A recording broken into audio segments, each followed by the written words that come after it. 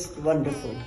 Tea is a great time. I love tea time, and in summer I love everything to be nice and cool, and not.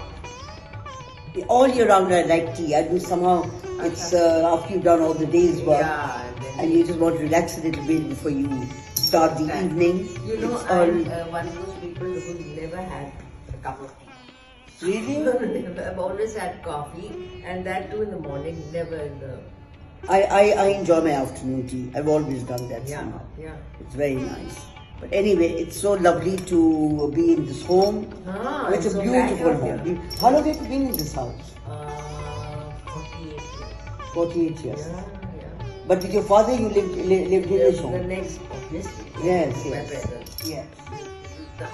The main house was with a kitchen, and now my nephews and nieces live. The main house was knocked down and the main modern house. Things like that. The old houses were so beautiful. Yes, they were, but they were a trial to keep running, because they were always, you needed dozens of helpers, dozens of people to look after it. And then once, after my parents died, then other people don't want to live with each other, एक भाई को दूसरा को. So then the house is not a viable situation. Yes. Mia Iftikhar-Uddin, and he was a huge political figure, and your home was part of all the political activities. Tell us a little bit about it. Well, they bought it before. He was from the Punjab. Yes, and he was from Lahore, just outside Lahore, a village called Bhagwanpura. Now it's not, of course, Bhagwanpura. Shalimar Gardens is there, and he was always involved in politics. That was his life, his passion, and then he became a publisher. And he had publisher meaning a newspaper publisher. He had a journalist. Not a journalist himself, but he established Progressive Papers Limited, and it brought out the daily, the Pakistan Times. Yeah, of course. Yeah. And so then, and Urdu daily, Imroz, other things too. So that was his. Yeah. So he was a publisher of newspapers, several, and his 1958, when Ayub Khan's regime came and they took over the papers. So that was a big blow for my father, and he never really recovered from that. And he died at a very young age of 54. Oh, this delicious pakoras, spinach pakoras. Then there's the aloo. They're so thin. The batter is so thin. There's delicious. These are wonderful, but sometimes people make them very thick. Very thick, yeah. And so this is very important. And then we have the chickpea salad. You've got the dahi baras, which is the yogurt with dumpling.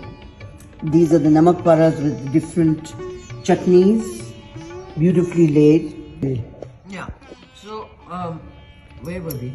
You were talking about the newspaper was confiscated. Yeah. The newspaper was confiscated, and that really shook him, gave him a blow, and then he died at the age of 54. Of a heart. How old were you? I was going to be 11. Yeah, very young. So that was my parents' house, where I grew up. Beautiful house, I went there once with my father. Really? That's nice. Anyway, so that is that, and now my nephews have built 3 houses, my nephew and niece. Nephews and niece, so they built 3 houses. How many nephews and nephews live there? I have 2 nephews and a niece. Yeah. From your brother? From my brother, Arif. They have their families there and they live there? Yes. My niece lives in Washington, and my 2 nephews. Yeah. So then after that, what happened then? And when did you start? So what about your education? Because you are a designer, but you do beautiful jewelry. I stopped. I know, but I've seen your jewelry. Yeah. Your jewelry was stunning. Yeah. I mean, normally when people do furniture, they just stick to one. No, I love, composing, and I love stones and working with stones. So I started that. But you see, it became increasingly difficult for me to find people who could make the kind of thing I wanted them to. So it became it became too tiresome, and I gave it up. But the furniture is still continuing. Now my daughter does it. So I'm... But you started the furniture. Yeah, absolutely. Over how many years ago? 50 years ago. Yeah. For my Lahore apartment here, I had the dining chairs from you. That's right. And then I have those other chairs in the... I saw when I went. They're so comfortable. Yeah. I know, I remember you came. So tell me about how you started the business.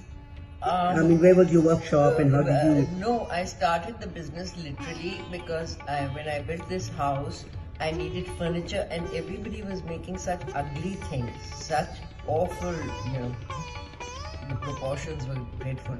So I found a carpenter and I told a couple of carpenters, I told them what I wanted and it turned out okay. So then I said, okay, if I can do it for myself, maybe I can. Though I was trained as an interior designer. Where did you get trained? Inchborough School of Design. Achha. Yeah. But furniture was not, I was not trained to make furniture. But anyway, I started like that. And then I started making it for friends and then it became a little business. Of course. And did that for all. So then where did you get your workshop? So then I made my, at first I had a setup here at home for many years. And then I built a small factory and now it's towards the new airport. Yeah. And what was your... Zamana. Zamana, right. And Zamana was also your property, wasn't it? Yes, it's the front part of the house. Yes. Not this house. It's on the jail road. Achha, but you were living there at that time? No, I was always living here. That was just a showroom. Okay. Yeah. And then upstairs you had a restaurant? Then my son had a restaurant. Yeah, I remember that because I went up once too. Yeah. But then that's the time when you also had your jewelry in the corner. That's in right. the same shop. Yes. Because in one of my trips when I came from New York, so I went to the jewelry shop, spent a lot of time over there. Yes. Then I went to the furniture side. I was fascinated that, normally I know friends who do jewelry, but it's all jewelry. Yeah, but my jewelry was more, shall I say, semi-precious things. Yeah, whatever it was, but jewelry to design but it. But it was in gold and in... but they were lovely. They were very modern and very real statement pieces. Yes, that's right. Yeah. Anyway, so that's how it happened and now I'm enjoying my retirement. Well, you've got retirement, but you have a full social life. Yes, I have a social life. And you have 3 children who have all gone with the creative world. Yes, they've all been. Your son Jalal, who I've known since he was in Tough. And young, wonderful young man. Now he's gone into event management. Yes. But his event management is not a regular event management. No, it's a notch up. It's a notch up. It's a notch up. He tries to do everything different from other people. Absolutely. He's quite successful, I would say. Very successful. No, I can vouch for that. Yes. I'm all over Lahore. Successful and he's always traveling and doing events in other places. And I was very impressed with him when he went to India. That's right. And because it's very difficult to get into that market. But he was working with Rohit Bal. Yes, I know what a tragedy that is. Such a tragedy. But when he was working with Rohit Bal, but even then, for him to be able to work, yes. But was he taking furniture from here? Sorry? Was he taking things from here? No, he wasn't taking things from here. They were doing events there and with things from there. But he was very involved and he loved his time in Delhi.